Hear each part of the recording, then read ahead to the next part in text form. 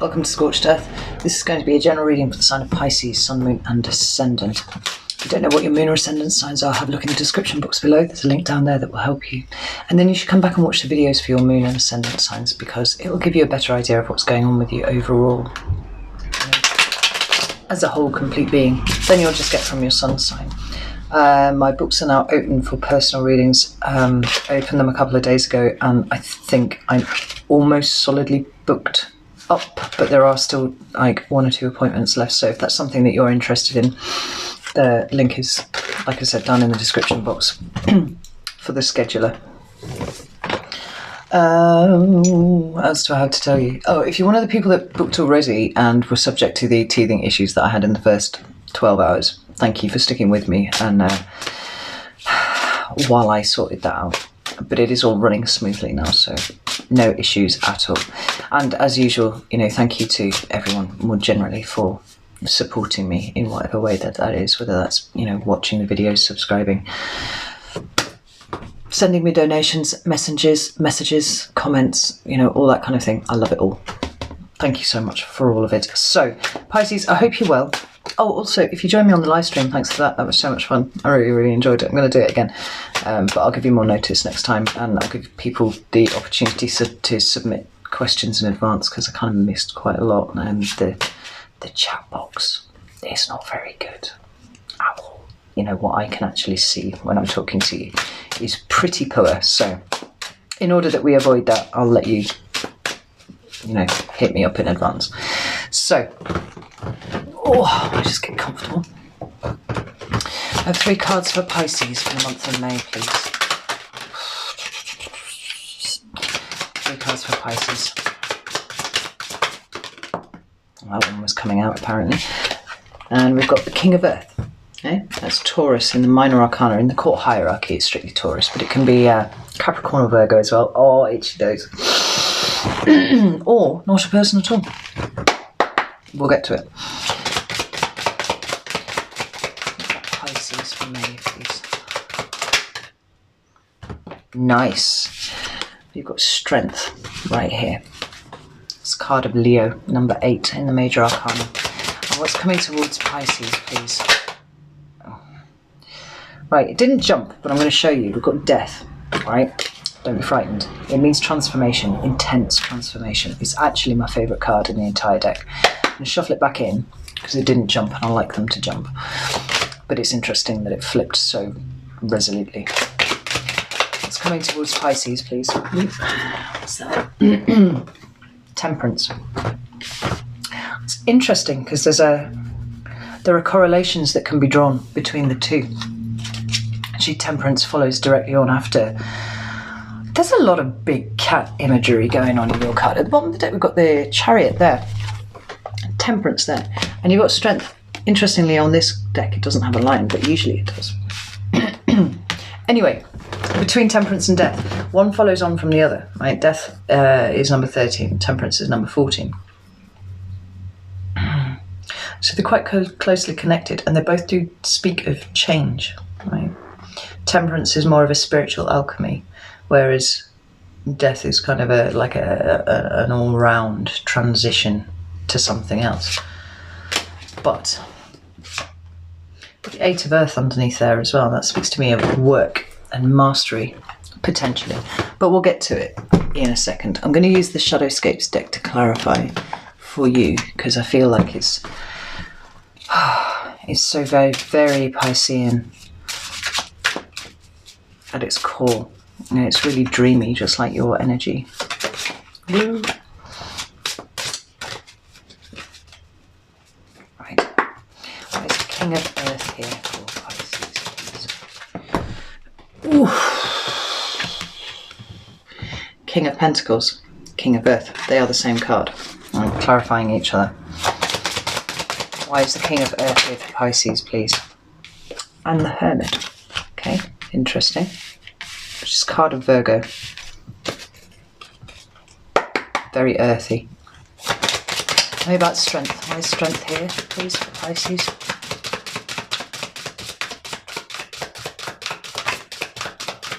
Oh. I've got that roaring in my ears again. Why is strength here, Pisces? Oh, fucking it's Seven of Swords. Why is strength here, Pisces? Justice. Ooh, I've just got goosebumps. It'd be that energy worker ting. Goosebumps and ear roaring and all sorts of things. Why is Temperance here for Pisces, please? I've got the Two of Wands. Yeah. More cats. Big cats.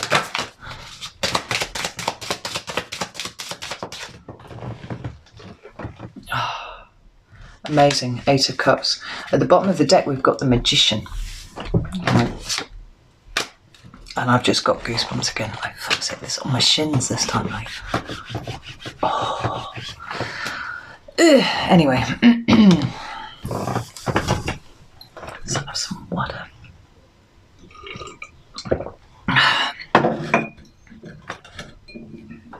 I am truly stunned by the amount of cats on here. I know cats are important to you, but maybe if you see cats or there's something to do with cats in the month of May, like pay attention to it, because it's kind of like an animal messenger.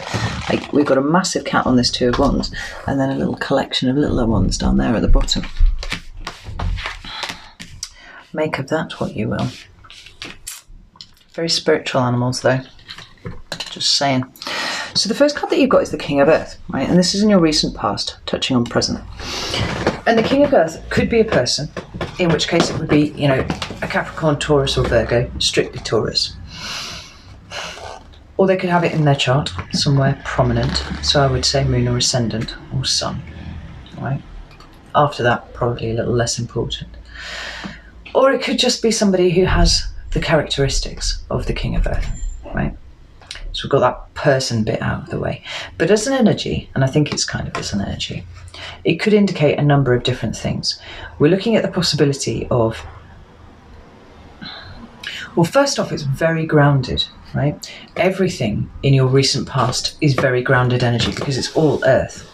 King of Pentacles twice and the Hermit, which is Virgo earth, right? Very earthy, very interesting for you because as a Pisces, you kind of float above everybody else, you know, kind of floating around up here all the time, you know. And your energy, by definition, by its very nature, is very ungrounded, and that's why I have such a terrible time during Pisces season, and particularly if there's a Mercury retrograde going on at the same time, right? Because I don't deal with that very well. But it seems like you've grounded yourself. Now, this could be, you know, a new job that you've got. It could be some sort of improvement in your material surroundings of some description, so it could be a new house, things like that as well. But it's a sense of you getting to the top of something, and whether that's the ability to ground your energy or the ability to take care of you and yours around you in some sort of respect, whether that's financial or otherwise, right? Because the King of Pentacles talks about a sense of duty and a sense of responsibility, and this seems to be underpinning everything here for you at the moment. The King of Pentacles has come out twice, so that's a really, really strong message that this is something that's really important to you at the moment, right? This taking care of things, this responsibility for people around you, maybe even in a wider sense, you know, society in general. But this creature here, like, it's not a deer, and it's got far too much fluff on it to be an antelope. It's a kind of mix of the two. It's standing up and it's tall and it's proud. Okay? There's a great deal of pleasure that you're taking in, or have taken in this role that you have taken on for yourself, whether that's with a job or, you know, more broadly than that. You know, take it as it resonates to you. It's kind of like a stand up and be counted kind of energy. I'm looking at this King of Pentacles here.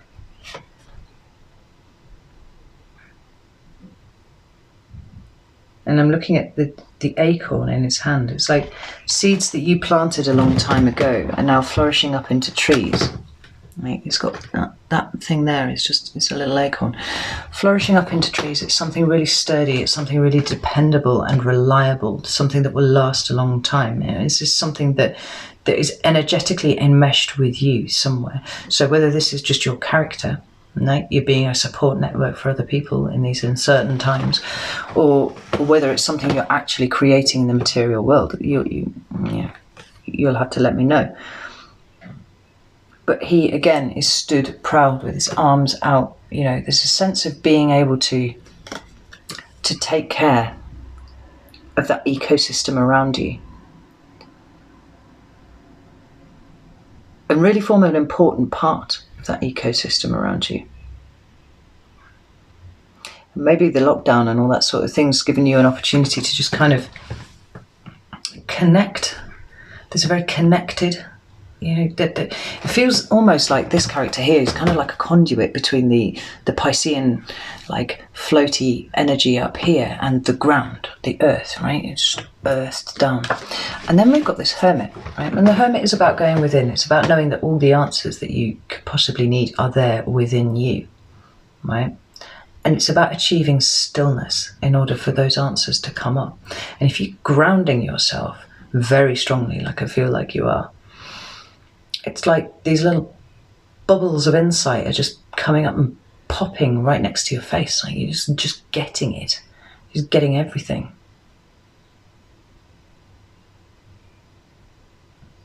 But interestingly for the Hermit, I think she's up high. Like usually the Hermit's kind of like shown going into a cave or something like that. And there's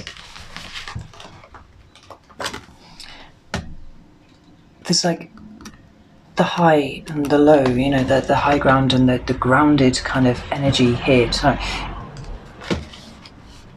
it feels very positive to me. It feels like you've got in touch with a lot of things inside you about yourself. You've had a lot of insights. And you've got a certain clarity of vision now. You kind of know what needs to be done. You know how to look after people. Because it is all about that knowing. In your current energy, you've got strength, right? And I love this depiction because it's like one person taking on the fucking cosmos here, right? It's that level of internal strength of character. It feels defensive. It doesn't feel like an offensive use of strength because you're grounded. Because you're strong where you are. You're now being strong for other people.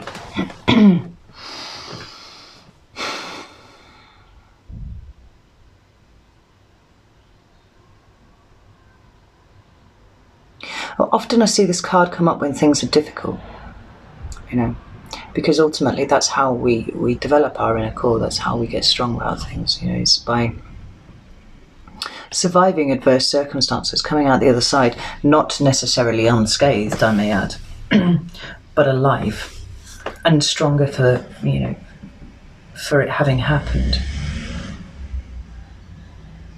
There's so much purple and blue on this card as well. It feels like there's been a bit of a spiritual leap for you, and there's a sense of purpose, but there's also a sense of you having grown of late in a way that you can't necessarily define, but that has occurred, a bit of a power up as well.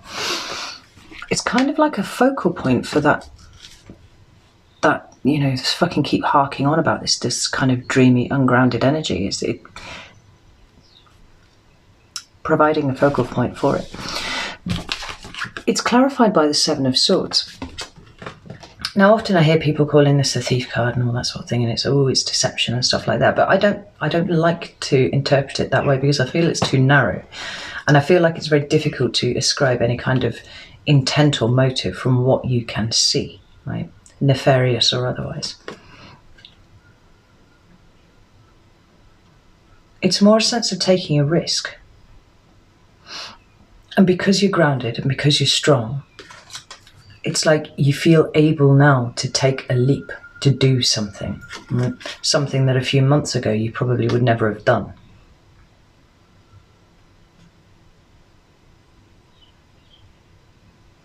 And it's a 7 as well, which is also speaks of spirituality, just as those colours speak of spirituality. And actually the purples kind of carrying through on these two cards.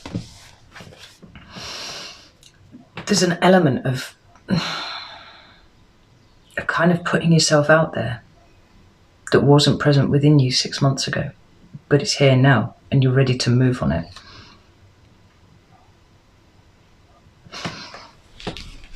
The final clarifier for here, interestingly, has both purple and a tree on it. And it's justice. Normally this is a pillar card, we all know the standard kind of fairly, like obvious judge in a courtroom kind of setting with the pillars either side and a sword and, scales in the other hand. But this is lighter and looser and altogether more like you. There are butterflies all over the card, and there's transformation implied by those butterflies, right? They're literally an animal that goes from being an earthbound thing, cocoons itself up, dissolves itself into goo, and then restructures itself and becomes this creature that can fly.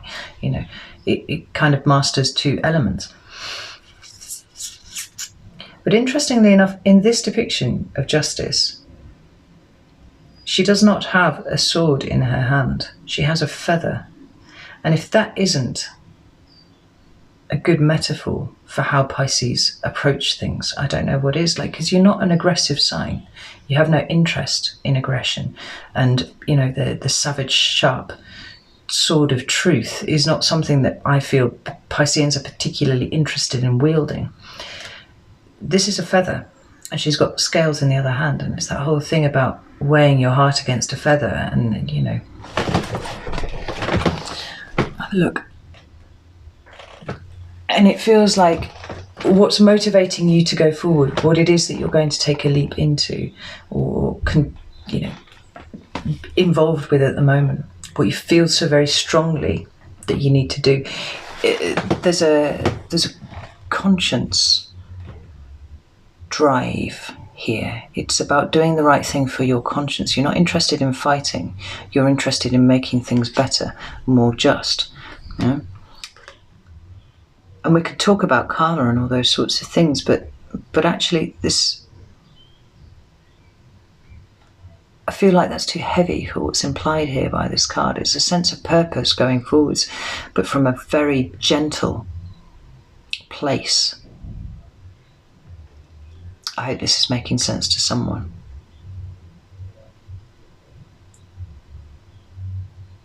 Absolutely phenomenal card. But that purple carries through virtually all of the cards that we've looked at here. This is a very spiritual thing that's going on with you here now.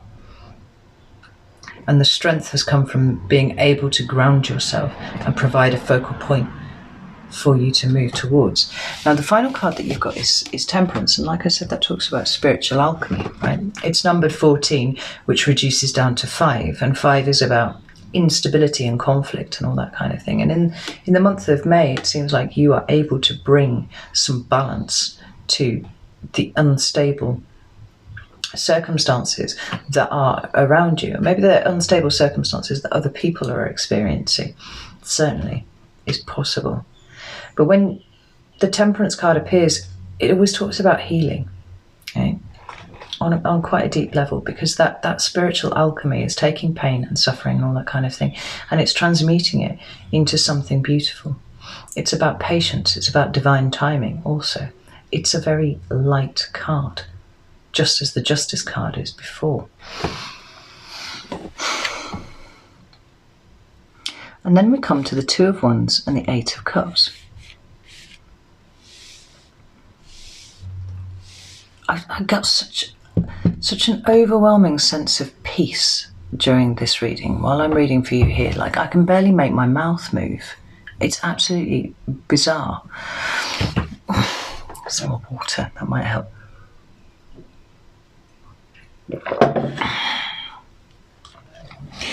The Two of Wands for me is a crossroads, right? It's still very much in the internal space. It's when you've had that initial spark from the Ace of Wands. And then the Two of Wands is when you sit and you kind of ruminate on what direction you're going to take. You kind of follow it through to its logical conclusion and work out if those consequences are ones that you are, willing to take on and bear. That's the thing. Then by the time you get to the 3 of Wands, it's about expanding that out into the 3D, right? It's about actioning that, making it all happen, these things. And here, there's a sense of you choosing a direction. There's this big kind of horned lion thing that's sat on the rock. And this man sat with a staff on his back there.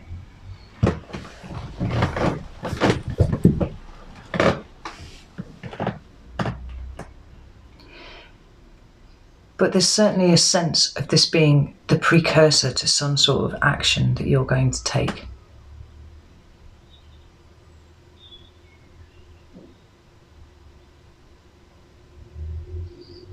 Because the cat is up and it's kind of looking.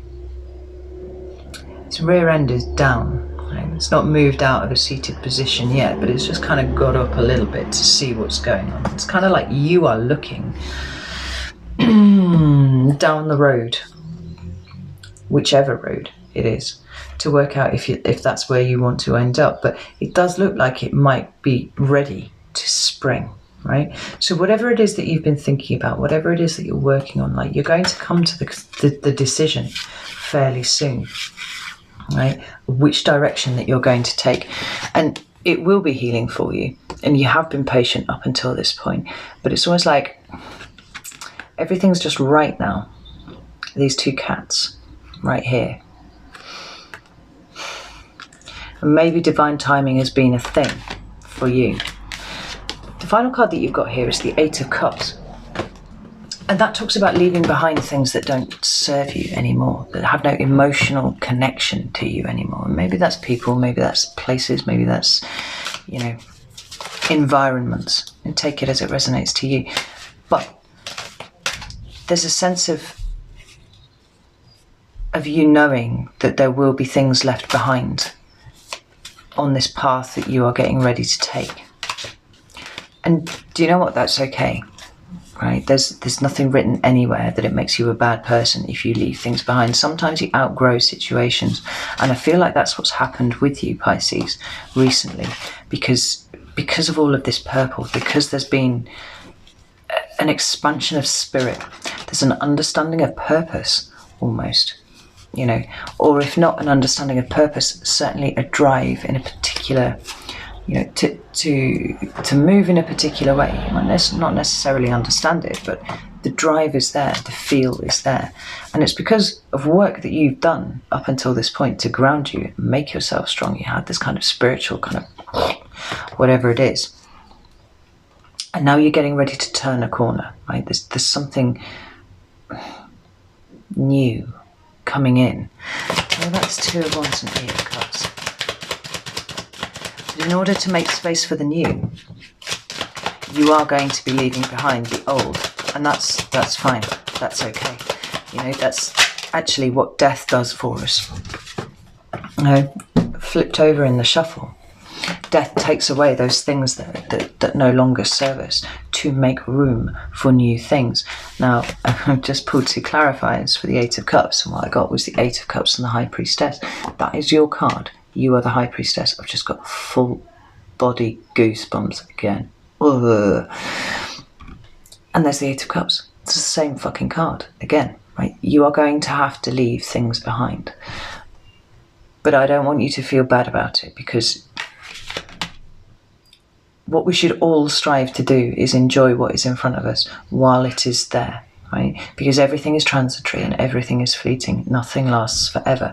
And when you do that, when you are thoroughly present, you take from any given situation and give to any situation everything that you possibly can, right? It's a mutual exchange of energy. I'm feeling almost blissed out. It's absolutely ridiculous, right? But the way these have come out, right? What you walk away from allows you to walk towards you, who you are, what you're here to do, right? Because it's something, and you know it's something. You've got this pull to do it, right?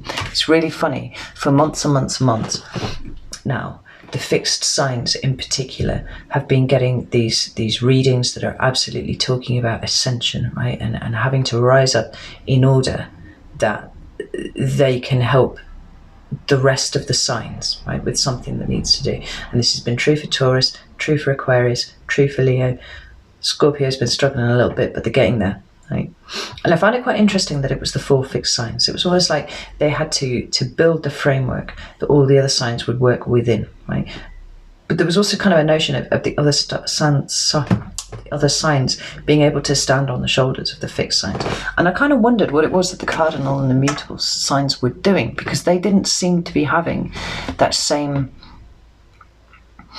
kind of forced ascension that was going on with the other signs. But now, this month, almost every single one of the signs that I have read for so far is showing signs of this growth, of this kind of, you know, these little ascensions, and a sense of purpose is coming through really, really strongly. But not me telling people what their purpose is, but me telling people that they know that they've got a purpose and they're starting to feel the drive for it. And I'm getting the feedback that, yes, this is absolutely correct. It's absolutely phenomenal and really, really exciting. You are headed straight, slap bang into you, like stepping into who you are really, really strongly. And what you are is a fucking mystic, Pisces, right? This is you. The keeper of knowledge, the keeper of wisdom, the keeper of secrets, actually. But you sit between the end and the beginning, and arguably what we're doing right now, sat in this weird kind of hinterland of nothing, is we are sat between an end and a new beginning. And how amazing that you should appear right here, where you are needed, when you are needed, right?